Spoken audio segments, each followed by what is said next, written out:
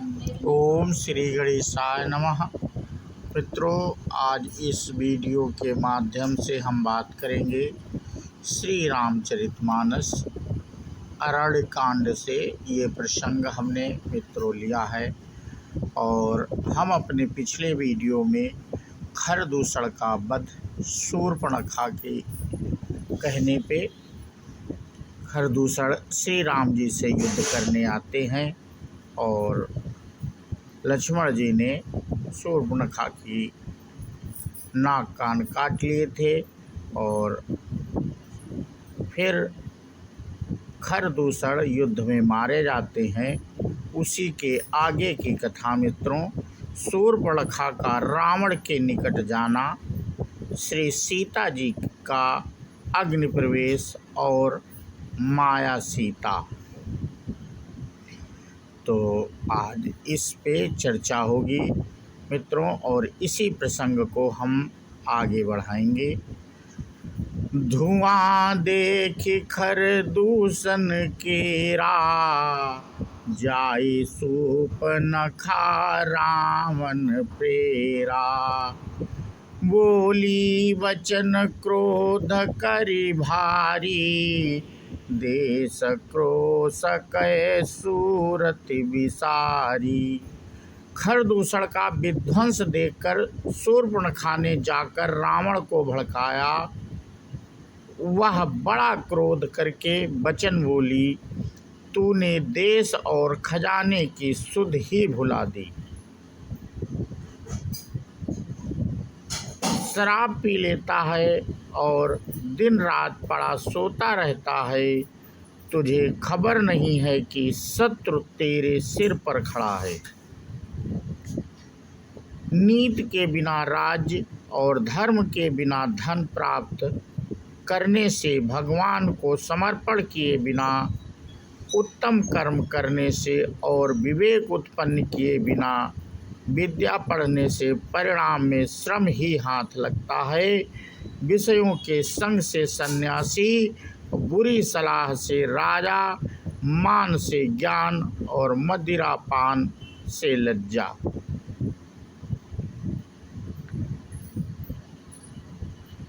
नम्रता के बिना, नम्रता न होने से प्रीति और मद अहंकार से गुणवान शीघ्र ही नष्ट हो जाते हैं। इस प्रकार नीति मैंने सुनी। ये शूर्पणखा मित्रों अपने भाई रावण से कह रही है। और शत्रु रोग, अग्निपाप, स्वामी और सर्प को छोटा करके नहीं समझना चाहिए। ऐसा कहकर शूर्पणखा अनेक प्रकार से विलाप करके रोने लगी। रावण की सभा के बीच वह व्याकुल होकर पड़ी हुई बहुत प्रकार से रो रो कर कह रही है कि अरे 10 ग्रीव तेरे जीते जी मेरी क्या ऐसी दशा होनी चाहिए। शूर्पणखा के वचन सुनते ही सभासद अकुला उठे। उन्होंने शूर्पणखा की बाँह पकड़कर उसे उठाया और समझाया। लंकापति रावण ने कहा, अपनी बात तो बता, किसने तेरे नाक कान काट लिए। वह बोली, अयोध्या के राजा दशरथ के पुत्र जो पुरुषों में सिंह के समान हैं, वन में शिकार खेलने आए हैं। मुझे उनकी करनी ऐसी समझ पड़ी है कि वे पृथ्वी को राक्षसों से रहित कर देंगे। जिनकी भुजाओं का बल पाकर हे दशमुख मुनि लोग वन में निर्भय होकर विचरने लगे हैं, वे देखने में तो बालक हैं पर हैं काल के समान। वे परम धीर, श्रेष्ठ धनुर्धर और अनेकों गुणों से युक्त हैं। दोनों भाइयों का बल और प्रताप अतुलनीय है। वे दुष्टों का वध करने में लगे हैं और देवता तथा मुनियों को सुख देने वाले हैं। वे शोभा के धाम हैं, राम ऐसा उनका नाम है। उनके साथ एक तरुणी सुंदर स्त्री है। विधाता ने उस स्त्री को ऐसी रूप की रास बनाया है कि 100 करोड़ रति कामदेव की स्त्री उस पर निछावर हैं। उन्हीं के छोटे भाई ने मेरे नाक कान काट डाले। मैं तेरी बहन हूँ, यह सुनकर वे मेरी हंसी करने लगे। मेरी पुकार सुनकर खरदूषण सहायता करने आए, पर उन्होंने क्षण भर में सारी सेना को मार डाला। खरदूषण और त्रिशरा का वध सुनकर रावण के सारे अंग जल उठे। सूपनखहि समुझाए करे, बल बोले से बहु भांत। गयऊ भवन अति सोच, बस नींद परई नहीं रात। उसने शूर्पणखा को समझाकर बहुत प्रकार से अपने बल का बखान किया, किंतु मन में वह अत्यंत चिंतावश होकर अपने महल में गया। उसे रात भर नींद नहीं पड़ी। वह मन ही मन विचार करने लगा, देवता, मनुष्य, असुर, नाग और पक्षियों में कोई ऐसा नहीं जो मेरे सेवक को भी पा सके। खरदूषण तो मेरे ही समान बलवान थे, उन्हें भगवान के सिवा और कौन मार सकता है। देवताओं को आनंद देने वाले और पृथ्वी का भार हरण करने वाले भगवान ने ही यदि अवतार लिया है, तो मैं जाकर उनसे हठपूर्वक बैर करूँगा और प्रभु के बाण के आघात से प्राण छोड़कर भवसागर से तर जाऊँगा।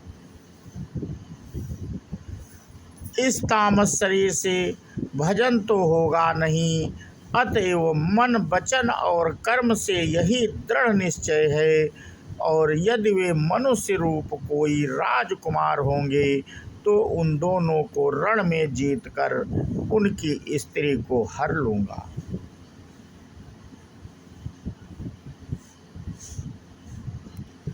राक्षसों की भयानक सेना आ गई है। जानकी जी को लेकर तुम पर्वत की कंदरा में चले जाओ। सावधान रहना। प्रभु श्री रामचंद्र जी के वचन सुनकर लक्ष्मण जी हाथ में धनुष मार लिए श्री सीता जी सहित चले। लक्ष्मण गए बनहि जब, लेन मूल फल कंद। जनक सुतासन बोले, बिहस कृपा सुख वृंद। लक्ष्मण जी जब कंदमूल फल लेने के लिए वन में गए, तब अकेले में कृपा और सुख के समूह श्री रामचंद्र जी हंसकर जानकी जी से बोले, सुनहु प्रिया व्रत रुचिर सुशीला। मैं कछु करबी ललित नर लीला। तुम पावक महु करहु निवासा। और जो लगे करो निशाचर नासा। हे प्रिय, हे सुंदर पतिव्रत, धर्म का पालन करने वाली सुशीले, सुनो, मैं अब कुछ मनोहर मनुष्य लीला करूँगा। इसलिए जब तक मैं राक्षसों का नाश करूं, तब तक तुम अग्नि में निवास करो। श्री राम जी ने ज्यों ही सब समझाकर कहा, त्यों ही श्री सीता जी प्रभु के चरणों को हृदय में धरकर अग्नि में समा गईं। सीता जी ने अपनी ही छाया मूर्ति वहाँ रख दी, जो उनके जैसे ही शील स्वभाव और रूप वाली तथा वैसी ही विनम्र थीं। भगवान ने जो कुछ लीला रची, इस रहस्य को लक्ष्मण जी ने भी नहीं जाना। स्वार्थपरायण और नीच रावण वहां गया जहां मारीच था और उसको सिर नवाया। नीच का झुकना नम्रता भी अत्यंत दुखदायी होता है, जैसे अंकुश धनुष सांप और बिल्ली का झुकना। हे भवानी, दुष्ट की मीठी वाणी भी उसी प्रकार भय देने वाली होती है जैसे बिना ऋतु के फूल खिले। तो मित्रों, आज अपना हम प्रसंग यहीं पे समाप्त करते हैं और इसके आगे की कथा हम अपने अगले वीडियो के माध्यम से आप लोगों से साझा करेंगे। बोलो सियावर रामचंद्र की जय, हनुमान जी की जय। जय हिंद, जय भारत, वंदे मातरम।